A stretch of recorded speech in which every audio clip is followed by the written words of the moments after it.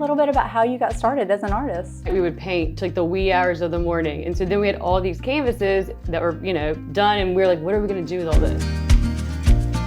When I start, I always have a vision in mind, but it never ends up the way it's supposed to be honest.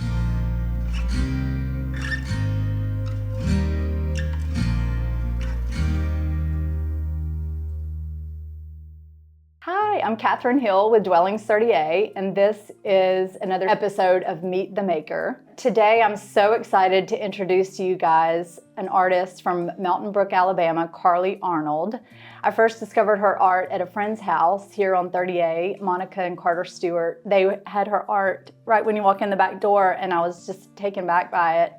Art is such an individual thing, but to me, her art is just absolutely beautiful. Her coloring is amazing. And so I'm so excited to have her here in the office today. We have several of her pieces throughout the office. And so we're just gonna talk a little bit about what inspires her and how she got started as an artist. So Carlee, we haven't had much of a chance to really chat about your art. I know we did a quick installation and you created several pieces for us here. Mm-hmm.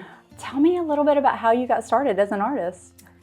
So after I graduated from college, one of my best friends, we moved in together, and at night we would paint till like the wee hours of the morning. And so then we had all these canvases that were, done, and we were like, what are we gonna do with all this? So then we started an Instagram together. It was called Art by Madeline and Carlee, and we started selling our pieces, and people were buying them, and we're like, what, this is crazy. A few years later, I was like, okay, I think I'm gonna do this by myself. I really, really enjoy it. My mom is very artsy, and she was all on board with me, and then started my own Instagram, and then it's just been evolving ever since. Yeah, I noticed you had an art show in Nashville recently too. The art show in Nashville, I felt like it was my first big opportunity to show my art. I sold 9 pieces. It was very exciting. And I met a lot of fellow artists, and it was very inspiring, and getting to know other artists and being part of more of that world. Cause I'm also a caterer, so I haven't fully integrated myself into the art world.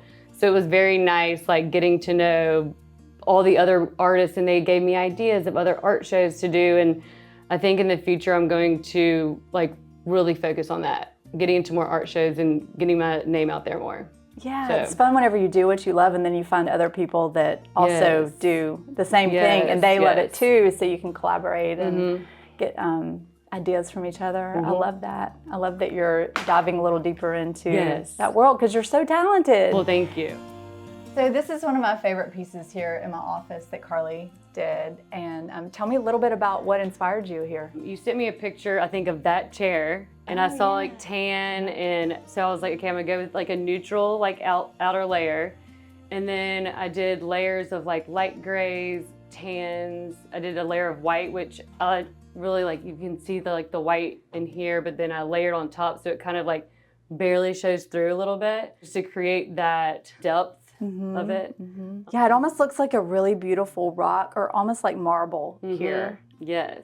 But to me, it just looks like the entrance to a different dimension. What inspired you to create your pieces? Because they're very distinctive. Your pieces I can look at a piece of art and say that absolutely is a Carlee Arnold piece. What inspired you to paint these pieces like this? So I've always loved abstract, and I've over the years my style has, if you saw my original stuff, it looks nothing like this. So I just experimented, and I would just work for hours and hours in my mom's basement, in my basement, and the fluid aspect and the depth is what I really love. Some of them have 20 to 30 layers, and you just never know what the next layer is going to look like, and you just keep going and going, and then you're all right, it's done. And it's funny to me because people see so many different things in each painting. I've had people message me oh my God, that looks just like my dog. And I'm it's I see my dog in this painting, and I'm like, that's just so crazy. And then somebody else would be oh my God, I see a storm, and I do a lot of storm series, and just the moodiness of it all, I think is what inspires me.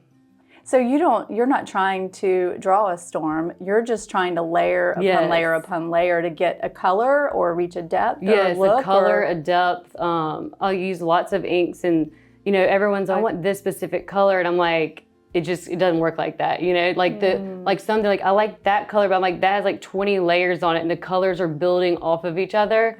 So it's very hard to replicate a painting. So like, if you like that one, like that's probably the only one that will ever look like that, which is pretty cool. Which that's another thing when people buy my art, I'm like, no one will ever be able to replicate this, you know? Yes. So I think that's pretty cool. Yeah, it is very authentic and it's very you. Yes. Yeah, I'm like, you know, like I feel like some artists, like, you know, people try to like recreate what they're doing and I'm just like, good luck. You know?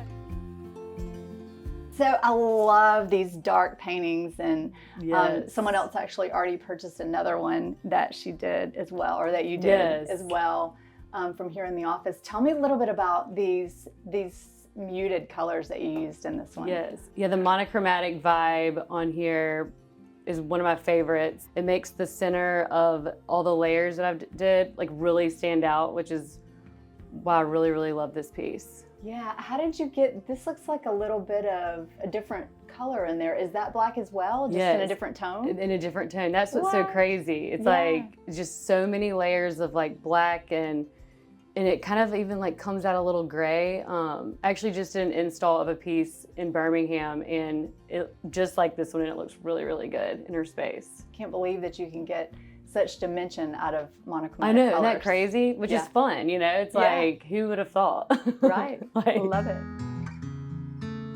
Do you ever think about the space? Everything I paint is for my own house. So like, if I like it, I'm gonna hang it up in my own house. So I base my house around my art. So like I knew like, okay, I'm gonna paint everything white. So then it's just a blank canvas. I do lots of Moody pieces, but recently, for instance, I did a painting for someone in Fairhope and she had like a really dark wall like this. And so I did more of like a lighter piece because I feel like the contrast of paint and art should like be separate. I think with design that a house should almost, in the very beginning stages, should kind of revolve around the art. I almost feel like, and I've tried to get clients in the past to pick their art before they pick their colors in their rooms or their house. I think that art brings interest and it brings authenticity and it brings originality to a home. It should be art that's loved by the client. Yes. And when I saw your art in Monica's house, I could tell that she loved the piece first and then painted the walls behind it, chose the rug on the floor to go with it. And it just looked so perfect in that space, and the coloring was just amazing. This one has a lot of texture and extra movement, some different colors. Tell me a little bit about how you created this. So my process, I lay the painting down, I have like tables, and again, like the colors are very specific. You can never recreate the color. So I just start mixing different types of inks. And then once like a layer goes down, you can like see the other like colors coming through and you're like, okay, what am I gonna add next to like keep the layers going and making like I really wanted some grays and tans. When I start, I always have a vision in mind, but it never ends up the way it's supposed to be honest. Like this one I was gonna go lighter, but then once you start layering the inks and stuff, like you realize, okay, the background needs to be a little bit darker so it blends better. You just gotta let it evolve. Like you just don't know what's gonna go next. If anyone wants to purchase a piece from the office, of course it's for sale, but I really don't want them to. I know. I love it so much. You're gonna have to create another piece for me. I can do that for you, yes. Okay, good, yes. good. Well, this wraps up our Meet the Maker series with Carlee Arnold. I'm so appreciative that she came in today on her vacation to meet with us and discuss her art. And thank you for joining. If you're interested in working with Dwellings 30A, look us up at the link below, and we'll also link Carlee Arnold for her art, but feel free to contact us if you are interested in any pieces here from the office that you see. We'll be happy to sell those to you.